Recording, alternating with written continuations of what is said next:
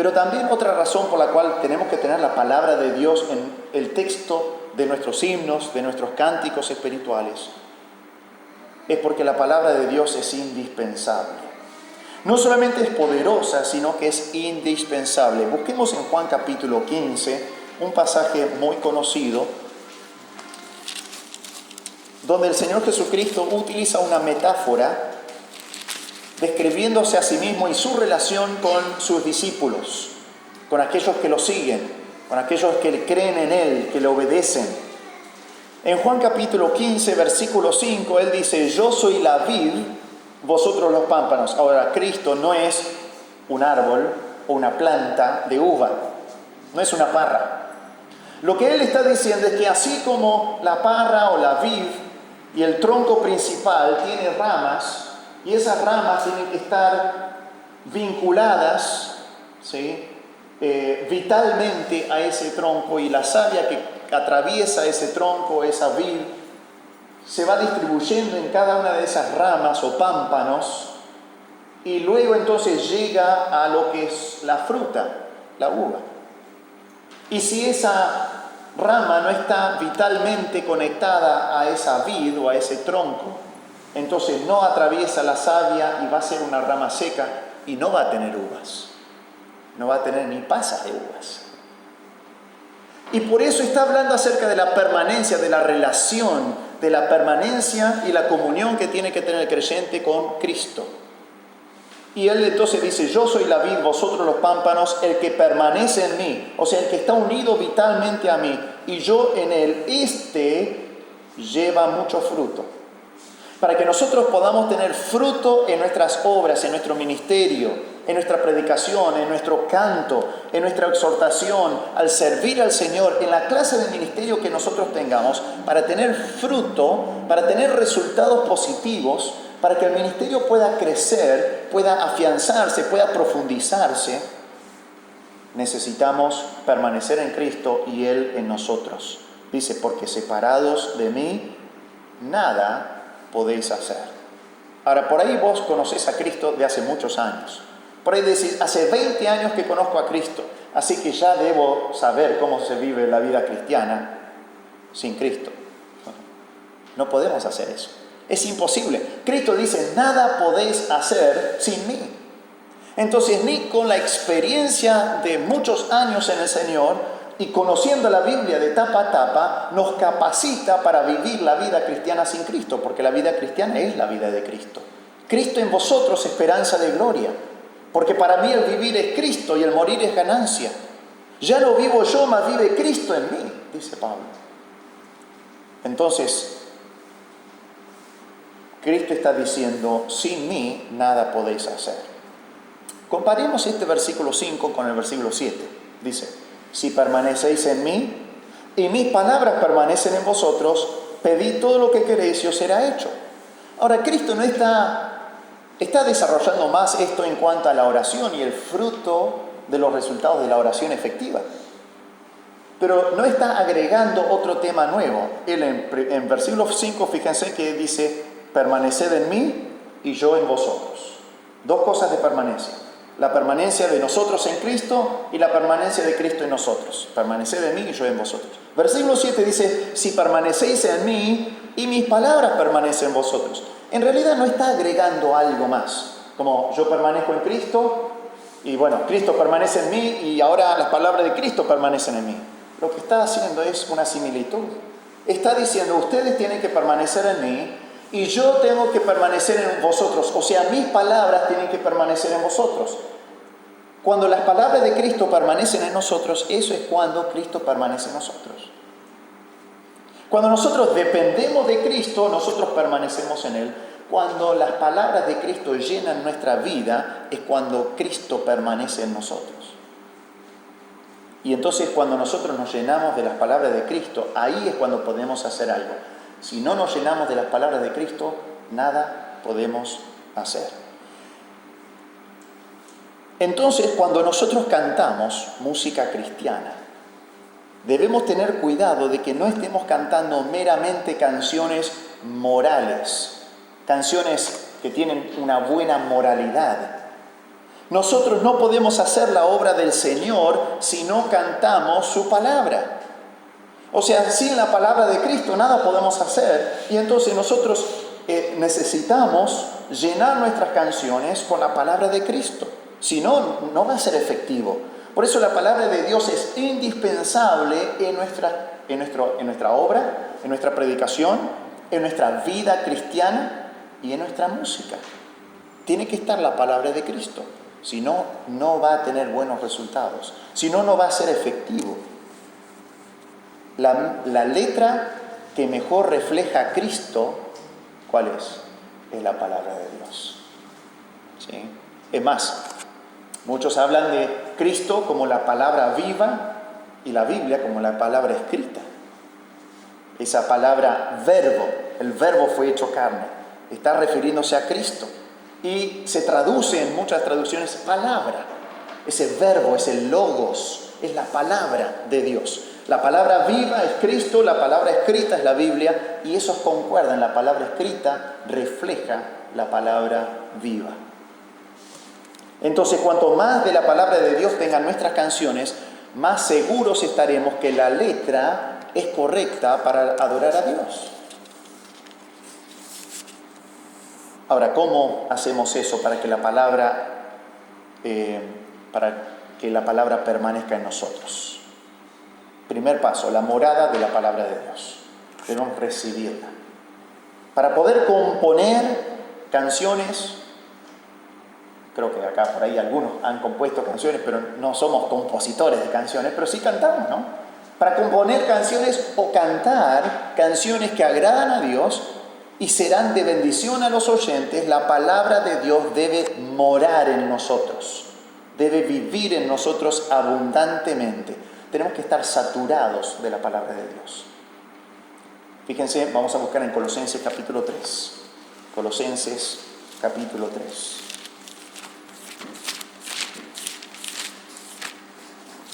Colosenses 3, versículo 16. Dice claramente: la palabra de Cristo more en abundancia en vosotros. Dice, enseñándoos y exhortándoos unos a otros en toda sabiduría, cantando con gracia en vuestros corazones al Señor con salmos e himnos y cánticos espirituales. Ven que acá Pablo une lo que es la palabra de Dios y el canto del creyente. Y nos dice, para poder cantar salmos, himnos y cánticos espirituales que realmente alaban a Dios, la palabra de Cristo tiene que morar en mí abundantemente. Esa palabra morar significa, es el presente imperativo que significa hacer el hogar, estar en casa. ¿Has estado en alguna casa donde no estás en casa?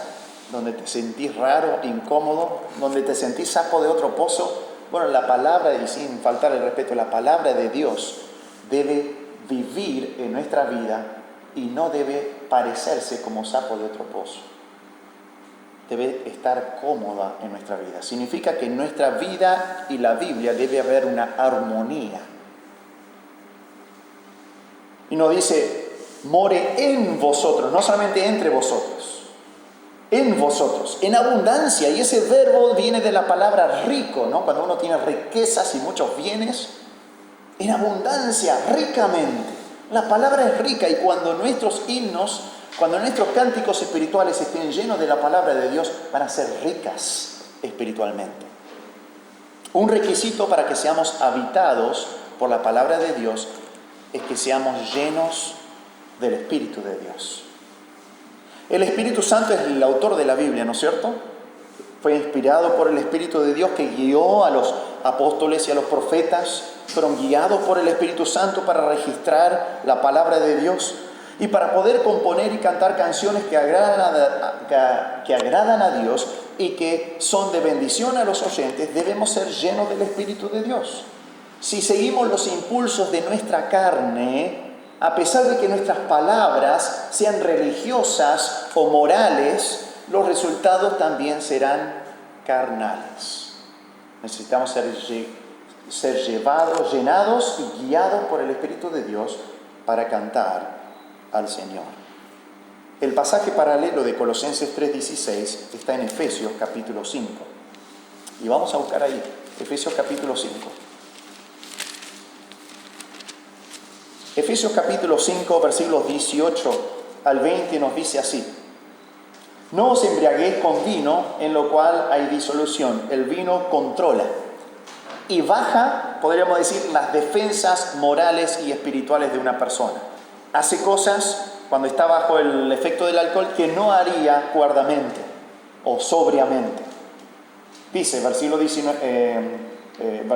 a la mitad: antes bien, sed llenos del Espíritu. O sea, en vez de ser controlados por el alcohol, debemos ser controlados por el Espíritu Santo.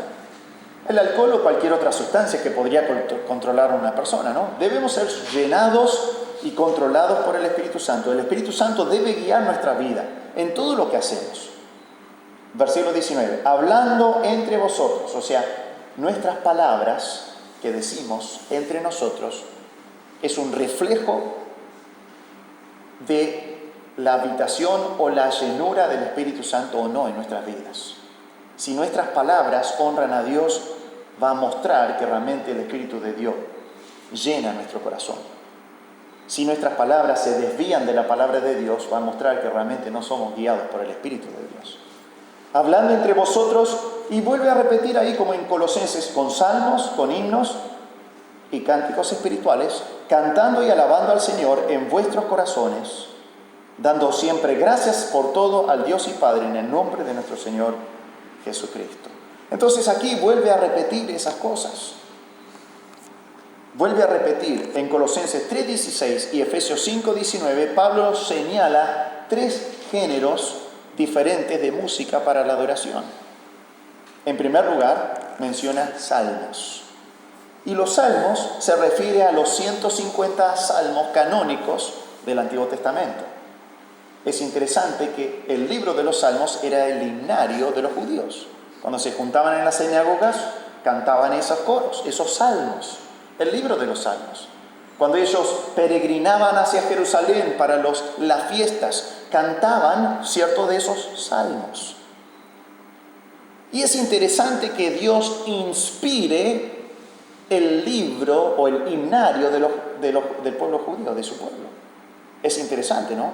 Él no dijo, bueno, ustedes pueden tener esta canción y aquella otra canción, himnos humanos para alabarme, sino que dijo, esto va a ser lo que ustedes van a cantar para mí, y inspiró a los salmistas para componer y registrar esos salmos.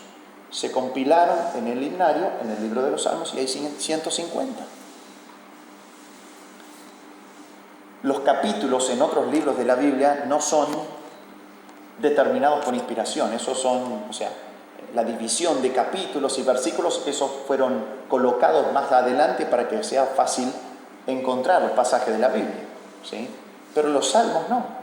Los salmos son diferentes himnos o diferentes cánticos individuales compilados en este libro. Y ese era el himnario judío y también era el himnario de la iglesia primitiva. ¿Qué cantaba Pablo? Cantaba los salmos. Entonces, esos son los salmos. Después dice himnos, el segundo género de canto de alabanza a Dios. Himnos, y probablemente se refieren a pasajes de la Escritura distintos de los salmos donde Dios es alabado. La palabra himno viene de la raíz de una palabra que significa celebrar. Estamos celebrando a Dios, estamos alabándole, estamos levantando a Dios, no porque nosotros podamos levantarlo, pero en nuestra mente y corazón y ante los ojos de otras personas, estamos levantando a Dios en alto para que ellos vean su majestad, su santidad, su justicia, sus atributos y su carácter. Himnos. Y hay pasajes fuera de los salmos que son canciones de alabanza a Dios. Lucas tiene varios de esos. ¿Se acuerdan la canción de María? El Magnificat en Lucas 1. O lo que se llama el Benedictus, que fue compuesto por Zacarías, la canción de Zacarías, cuando él habla acerca del Redentor y habla acerca aún de su propio hijo, Juan el Bautista, en Lucas 1. Ese canto que expresaron los ángeles ante los pastores en Lucas capítulo 2. Ese canto de Simeón cuando él por fin pudo tener en sus brazos al Redentor, que Dios había prometido que él no iba a morir hasta que vea la salvación de Israel. Hay pasajes poéticos también. En 1 Timoteo 3 y en 2 Timoteo 2 hay pasajes. Vamos a verlos. 1 Timoteo capítulo 3.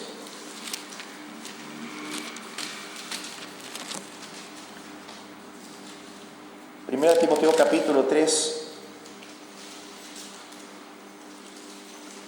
Pablo refiere a algunas palabras que lo más probable era un himno que cantaban en la iglesia en aquel tiempo.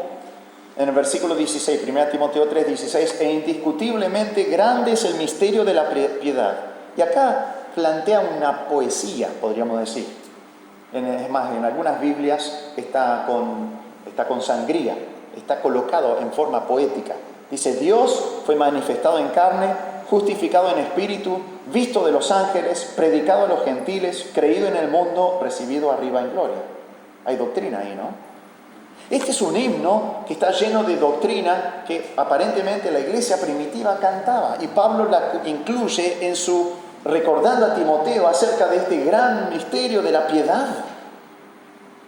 Luego en 2 Timoteo también habla acerca de si morimos con él. A ver, 2 Timoteo capítulo 2. 2 Timoteo 2. 11 dice, palabra fiel es esta. O sea, él está citando algo. ¿Qué cita? Aparentemente un himno que cantaban en ese tiempo. Palabra fiel es esta. Si somos muertos con él, también viviremos con él. Si sufrimos, también reinaremos con él. Si le negáremos, él también nos negará. Si fuéramos infieles, él permanece fiel. Él no puede negarse a sí mismo. También un himno de canto y alabanza a Dios lleno de doctrina, lleno de enseñanza bíblica.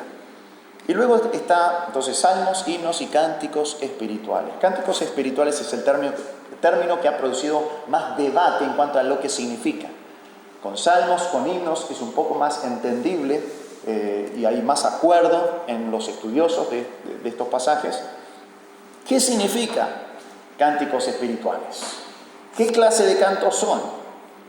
Bueno, una traducción literal de esa frase, cánticos espirituales, sería cánticos del Espíritu. Cánticos del Espíritu. Ahora, sea lo que signifique esa frase, y yo no pretendo saber exactamente qué son los cánticos espirituales, pero sea lo que signifique esa frase, es claro que muestra que necesitamos depender del Espíritu Santo, el autor de la palabra de Dios. Y recordemos que siempre el Espíritu guía en consonancia a la palabra de Dios. Así que si el cántico no es escritural, el Espíritu Santo no guía al músico. Si no está en acorde a la palabra de Dios, si no se conforme a las palabras de Cristo, entonces el Espíritu Santo no inspiró ese canto, no guió ese canto y no es un cántico espiritual. Así que recibir la palabra primero. Debemos recibir la palabra. Debe morar en nosotros abundantemente.